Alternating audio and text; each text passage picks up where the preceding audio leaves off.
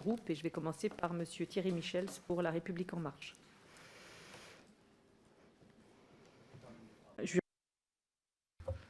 Oui, merci Madame la Présidente.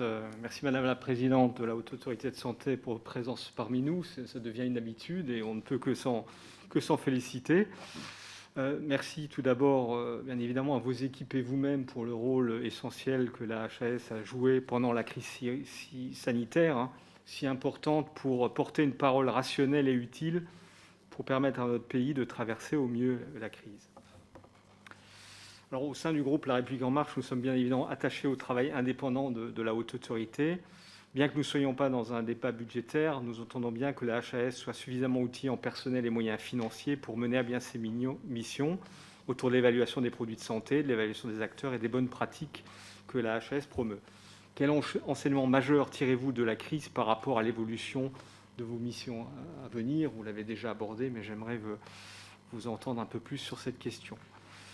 Deuxième point, Madame la Présidente, notre majorité a soutenu et soutient la vaccination face à la Covid-19.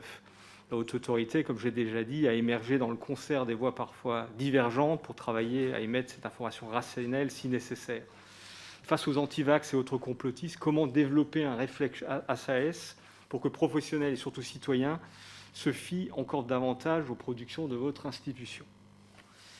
De manière plus générale, quelle est votre position concernant une évolution vers une vaccination obligatoire, puisqu'il semble que nos sociétés soient amenées à vivre durablement avec le virus, avec le besoin que nous voyons de vaccination de rappel régulière, comme on le voit avec cette fameuse troisième zone. De manière plus générale, quelle priorité pour la HAS en matière de prévention en santé?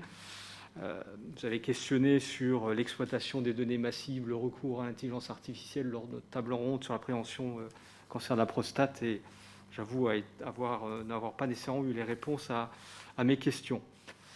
Enfin, notre majorité soutient le virage domiciliaire pour la prise en charge aux aînés, notamment dans le PLFS 2022 à venir.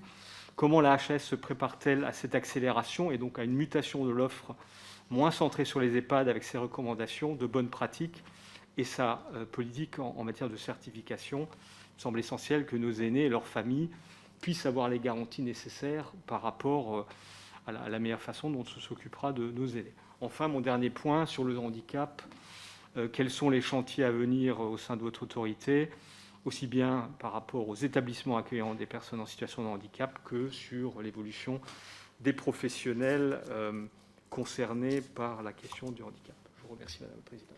Merci bien.